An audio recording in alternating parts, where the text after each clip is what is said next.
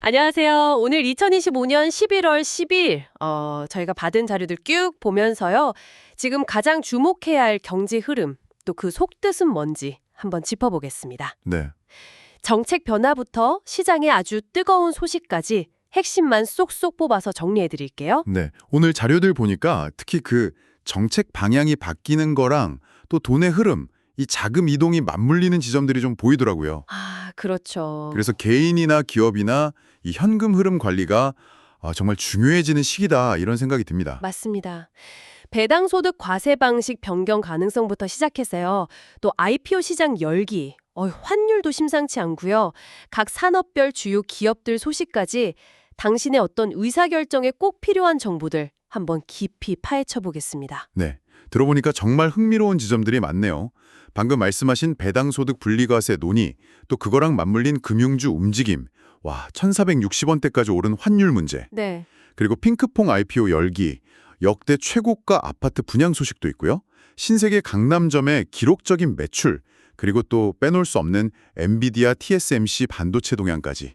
정말 많네요. 하나씩 좀 연결해서 살펴보겠습니다. 바로 시작하죠. 네, 자, 가장 먼저 눈에 띄는 건 역시 그 배당소득 분리과세 논의입니다. 종합소득세 최고세율 대신에 25% 분리과세를 적용하는 방안, 이게 지금 거론되고 있는 거죠. 이게 현실화되면 투자자 입장에서는 꽤 큰 변화일 텐데요. 그렇습니다. 아무래도 증시를 좀 활성화하고 기업들 배당 좀 늘리도록 유도하려는 그런 취지인데 당정대 간에 어느 정도 공감대는 있는 것 같아요. 아, 그런 분위기군요. 물론 뭐 국회 통과가 중요하겠지만요. 이 방향성 자체는 중요합니다. 세율이 낮아지면 기업 입장에서는 배당을 늘리거나 아니면 자사주 매입까지 합쳐서 그 총주주 환원율, TCR이라고 하죠. 네, TCR. 네, 이 목표치를 좀 더 적극적으로 제시할 유인이 생기는 거죠. 실제로 요즘 금융주 주사들 중심으로 TCR 50% 이런 이야기 나오는 게 다 같은 맥락입니다. 아, 일리가 있네요. 근데 또 자료에서도 지적하듯이 이게 소위 부자 감세 아니냐? 이런 논란도 있고, 맞아요. 또 혜택이 너무 대주제한 데만 쏠리는 거 아니냐? 이런 우려도 만만치 않아요. 이런 정책 변화 가능성, 이게 실제 시장 움직임으로도 좀 나타나고 있나요? 네, 확실히 그런 흐름이 좀 보입니다. 최근에 코스피가 좀 주춤할 때도요. 은행이나 보험 같은 금융주 또는 고배당 ETF 이런 쪽은 상대적으로 좀 선방하는 모습이었죠. 아, 밤어주 역할이군요. 네, 그렇죠. 안정적인 현금 흐름을 선호하는 투자자들 수요도 있고 또 성장주가 좀 조정을 받을 때 약간 방어주로서 매력이 부각된 측면도 있습니다. 기업 입장에서도 배당 정책의 예측 가능성을 높이는 게 주가 안정에는 도움이 될 수 있고요. 그래서 당신의 포트폴리오에서도 이 세후 수익률 변화를 고려해서 비중 조절을 좀 생각해 볼 시점인 것 같아요. 그렇군요. 이 투자 수익률만큼이나 또 중요한 게 바로 환율 된수 아니겠습니까? 원달러 환율이 1,460원대까지 치솟았어요. 아, 물론 미국 정부 셧다운 종료 가능성, 이게 좀 변수가 될 수는 있겠지만 이걸로 안심하긴 좀 어려워 보이는데요. 맞습니다. 뭐 단기적으로는 달러 강세가 조금 주춤할 수는 있겠지만 전체적인 외국인 자금 흐름이라던가 달러 강세 기조 자체를 보면 고환율이 좀 더 길어질 수 있는 리스크는 여전하다고 봐야 합니다. 장기화 가능성이요? 네, 당장 수입 비중 높은 기업들은 이 비용 관리에 비상이 걸렸을 테고요. 환해지 비율을 높인다거나 결제 통화를 좀 다양하게 가져가는 그런 대응이 시급해 보입니다. 개인 투자자 관점에서는 달러 자산이나 해외 투자는 좀 신중하게 분할 매수 관점으로 접근하고요. 또 현금 흐름을 만들어내는 국내 자산과의 균형, 이걸 맞추는 전략이 유효해 보입니다. 와, 이런 불확실성 속에서도 IPO 시장은 정말 뜨겁네요. 더 핑크퐁 컴퍼니 공모주 청약에 무려 8조 원이 몰렸다는 소식은 와, 정말 놀랍습니다. 이 정도 열기면 어떻게 해석해야 할까요? 네, 대단한 규모죠. 특히 기관 투자자들의 의무 보유 확약 비율도 꽤 높게 나왔거든요. 아, 그게 중요하죠. 네, 그건 IPO 시장 자체에 대한 투자 심리가 아직은 살아있다, 이런 긍정적인 신호로 볼 수 있습니다. 핑크퐁 컴퍼니 사례는 결국 그 강력한 IP, 지식재산권이죠. 이걸 활용해서 글로벌로 확장하고 수익을 내는 능력, 여기에 대한 시장의 기대가 높다는 걸 보여주는 겁니다. 그렇군요. IP의 힘이네요. 그렇죠. 물론 뭐 청약할 때는 증권사별 배정 방식이나 증거금 한도 같은 거 꼼꼼히 따져봐야 하고 상장한 다음에는 보호회수 물량이 언제 풀리는지 이런 것도 여전히 체크해야 할 부분입니다. 네, 맞습니다. IP 이야기가 나왔으니 이번엔 유형 자산 쪽도 좀 볼까요? 서울 서초구 레미안 트리니원 여기가 3.3제곱미터당 평균 8,484만 원. 이게 분양가 상한제 적용 단지 중에선 역대 최고가라고 하더라고요. 와, 8천만 원대. 네. 그런데 또 다른 자료를 보면 대출 규제는 더 강화돼서 자금 조달은 더 어려워졌다. 이런 내용도 있어요. 이게 좀 상반된 신호 같은데요? 그렇습니다. 분양가는 역대 최고인데 규제지역 중도금 대출 LTV는 40%로 딱 묶여있고 잔금 대출 한도도 주택 가격에 따라 달라지니까요. 결국엔 현금을 충분히 가진 사람들 위주로 시장이 재편될 수 있다. 이런 분석이 나오는 거죠. 소위 현금 부자들만의 시장이 될 수 있다는 거군요. 네, 그런 우려가 있습니다.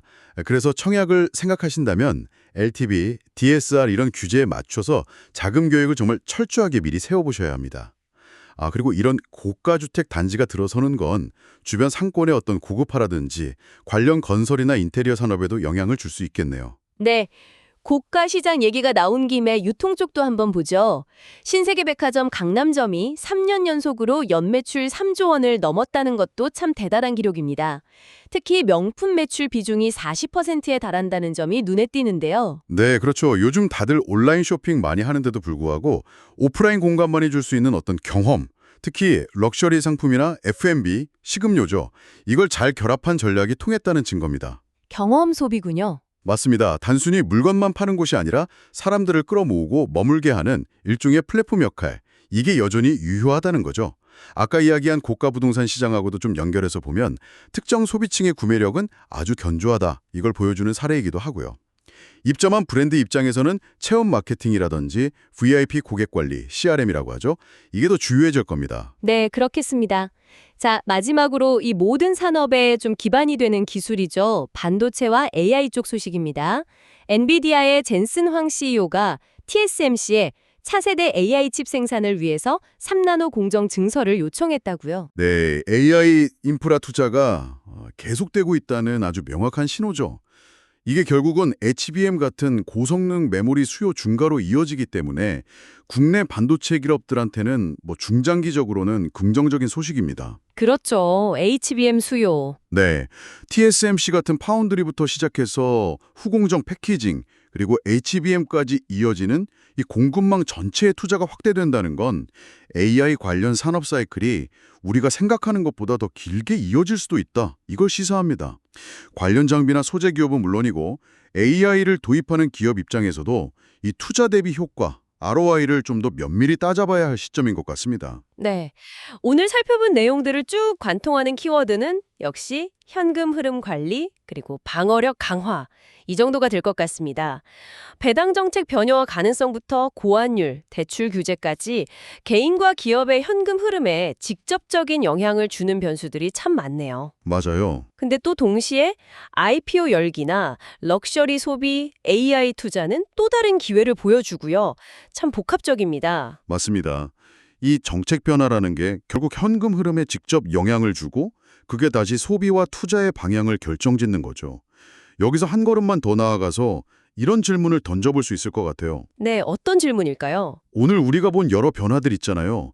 투자자에 대한 세금 혜택 가능성, 또 주택 구매자의 높아진 자금 장벽, 견고한 고가 풍소비, 또 기업들의 AI 투자 확대. 이 개별적인 현상들이 그냥 따로 노는 게 아니라 서로 막 얽히면서 단순히 이걸 다 합친 것 이상의 어떤 새로운 경제 심리라든지 부의 이동 패턴 같은 걸 만들어내고 있지는 않을까요? 이 전체적인 그림을 한번 그려보시는 것도 흥미로울 것 같습니다. 와, 정말 찍막할 바리를 던져주시네요. 개별 이슈를 넘어서 전체적인 그림을 보라. 네, 오늘도 깊이 있는 분석 정말 감사합니다. 이 복잡한 현상 속에서 핵심을 파악하고 또 현명한 길을 찾는 데 저희 이야기가 조금이나마 도움이 되었기를 바랍니다. 다음 시간에 더 유익한 내용으로 찾아뵙겠습니다.